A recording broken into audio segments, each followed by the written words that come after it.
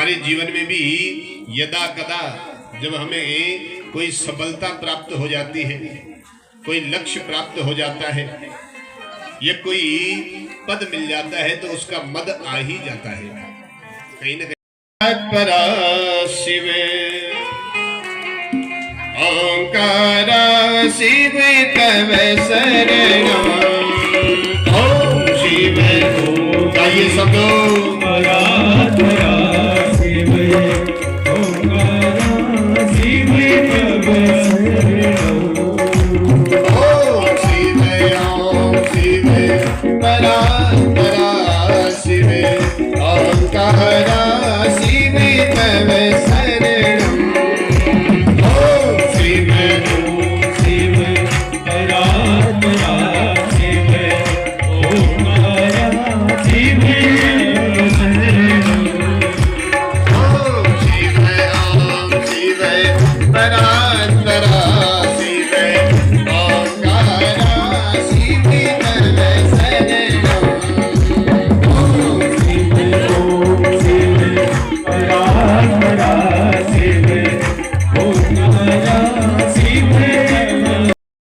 जल ही जल दिखाई देता है, क्योंकि जो नारायण प्रभु है वो कहां शयन करते हैं? शेष शैया पे। और भगवान का नाम नारायण क्यों पड़ा? तो नार कहते हैं जल के लिए, जो जल में शयन करते हैं, अयन करते हैं, निवास करते हैं, उनका नाम है नारायण, इसलिए उनका नाम नारायण पड़ा है। ब्रह्मा जी महाराज चारों ओर देखते हैं, और चारों ओर जब ब्रह्मा जी ने देखा तो महाराज सैकड़ों कमल पुष्प दिखाई देते हैं, उसके अलावा और कुछ नहीं दिखाई दिया। ब्रह्मा जी उस कमल नाल में प्रवेश करते हैं, कहीं भी उसका अंत नहीं मिला। पुनः आकर के ब्रह्मा जी उसी आसन में बैठे, और फिर भगवान शंकर ने कहा कि जाओ तुम्हें साधना करो, तप करो। किता देवाणी समुत्पन्ना तपेति परमा सुभा, तपेति परमा सुभा।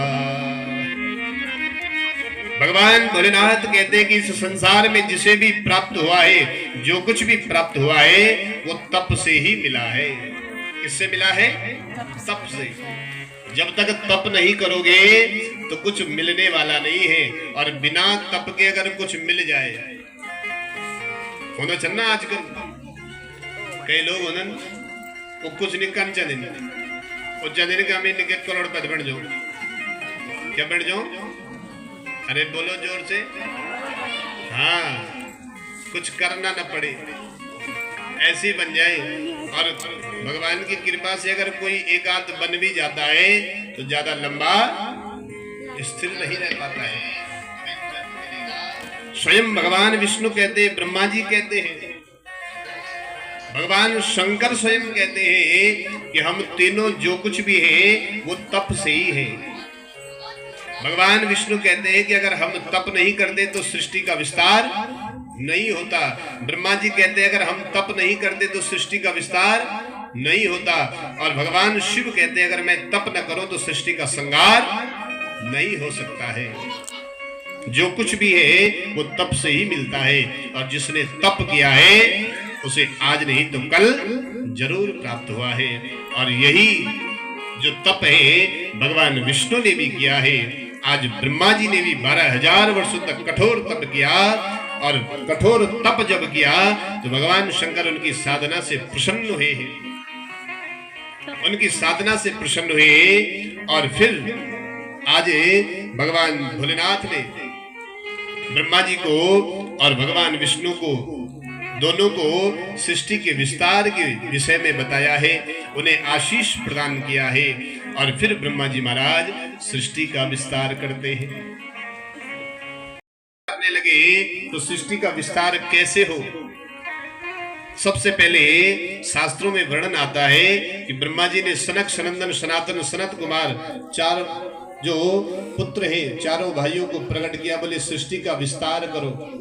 इन्होंने कहा हम तो नहीं करते, हम तो भगवान का भजन करेंगे और ये विशालापुरी क्षेत्र बद्रीनाथ धाम की ओर चलेंगे। ब्रह्मा जी को क्रोध आया और ब्रह्मा जी की उस क्रोध से रुद्र भगवान का प्राकट्य हुआ। ब्रह्मा जी ने रुद्र भगवान को कहा सृष्टि का विस्तार करो। रुद्र भगवान भूत प्रेत यक्ष किन्नर सबको प्रकट कर दिया। ब्रह्मा जी ने कहा ठहर जा भैया, ये भूत प्रेत वाली सृष्टि हमें नहीं चाहिए। फिर ब्रह्मा जी ने भगवान देवादिदेव महादेव का स्तवन किया और फिर भगवान भोलेनाथ ने अर्धनारीश्वर का रूप धारण किया है और अर्धनारीश्वर का रूप धारण करके और फिर ब्रह्मा जी को आशीष प्रदान किया है और बाएं भाग से शत्रुपा और दाएं भाग से मनु महाराज का प्राकट्य हुआ है और यहीं से सृष्टि का विस्तार हुआ है। जो मैथुनीय सृष्टि है वो मनु महाराज और शत्रुपा से ही प्रारंभ हुई है। जब ते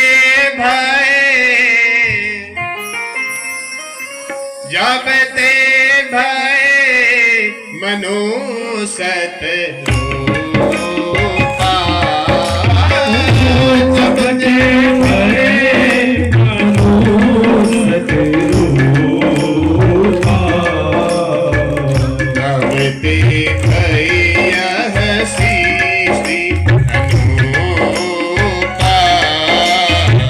तब ते भय सृष्टि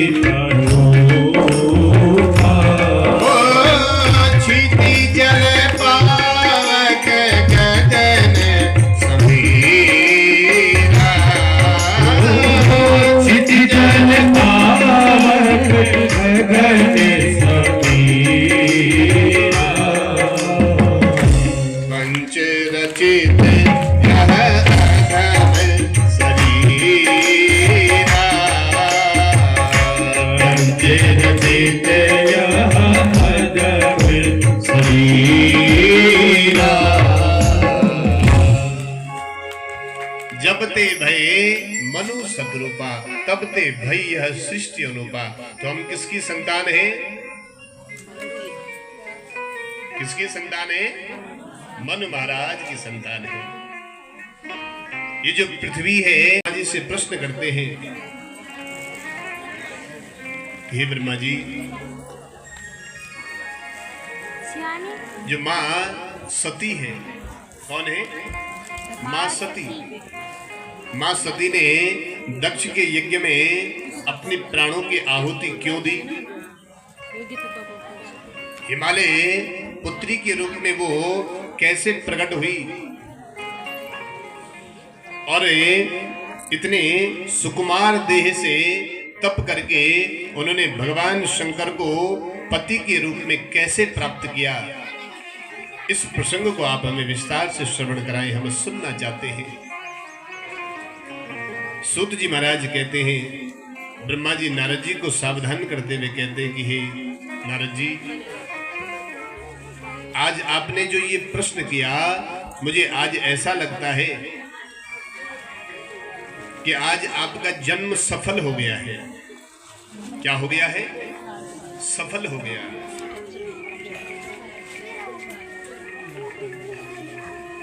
क्योंकि ये जो प्रश्न है ये कोई साधारण प्रश्न नहीं है। बड़े ध्यान से कथा को सुनिएगा। आपने मां सती के पावन चरित्र के विषय में आपने जिज्ञासा करी है।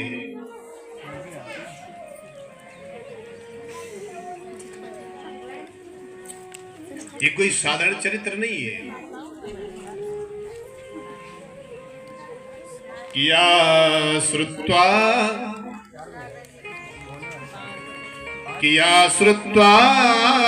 सफलम जन्म भविष्यति न संशयः।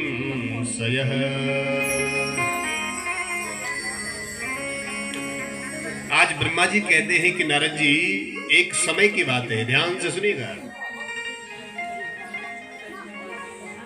एक समय की बात है कि जब मेरे द्वारा संध्या का प्राकट्य हुआ। ब्रह्मा जी की पुत्री है संध्या। जब संध्या का प्राकट्य हुआ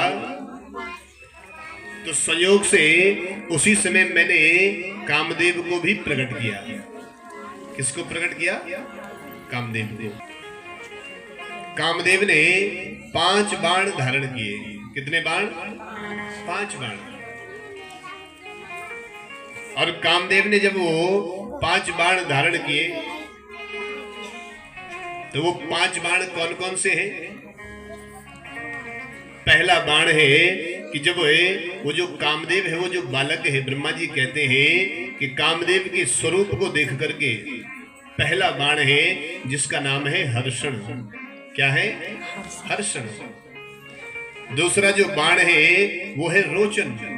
रोचन कहते हैं आसक्ति के लिए, जो अपनी ओर खींचता है। तीसरा है मोहन, जो अपनी ओर मोहित करता है, जो अपनी ओर अधीनस्थ करता है। चौथा बाण है शोषण, जो रूप प्राप्त न होने पर भी शोषित होता है। पांचवा बाण है मारण, बोले मृत्यु। ये 5 बाण कामदेव को देख करके हमने प्रदान किए। आज सौनकादिक ऋषि जब ये प्रश्न करते कि महाराज, जब ब्रह्मा जी ने ये 5 बाण कामदेव को दिए तो फिर आगे क्या हुआ? आप कृपा करके इस प्रसंग को हमें विस्तार से श्रवण करें। तो ब्रह्मा जी ने जब कामदेव के जन्म होने पर उसे 5 बाण दिए, उसका नामकरण किया है, अनेक नाम उसे प्रदान किए हैं। और जब आशीर्वाद दिया तो सबसे पहले हुआ यूं कि ये जो कामदेव है, इसने इन 5 बाणों को प्रयोग करना था। बोले किसी और पर क्या करूं, पहले अपने पिताजी पर ही प्रयोग कर देता हूं। इस कामदेव ने वो बाण उसका परीक्षण करने के लिए सर्वप्रथम आज उन बाणों का प्रयोग ब्रह्मा जी पर ही कर दिया। और ब्रह्मा जी पर जब उन बाणों का प्रयोग किया तो उसके परिणाम स्वरूप जो ब्रह्मा जी महाराज हैं, आज वो कहते हैं कि अपनी पुत्री संध्या के प्रति आज ब्रह्मा जी के मन में विकार उत्पन्न हो गया। तो तब ब्रह्मा जी के पुत्र धर्म ने जब देखा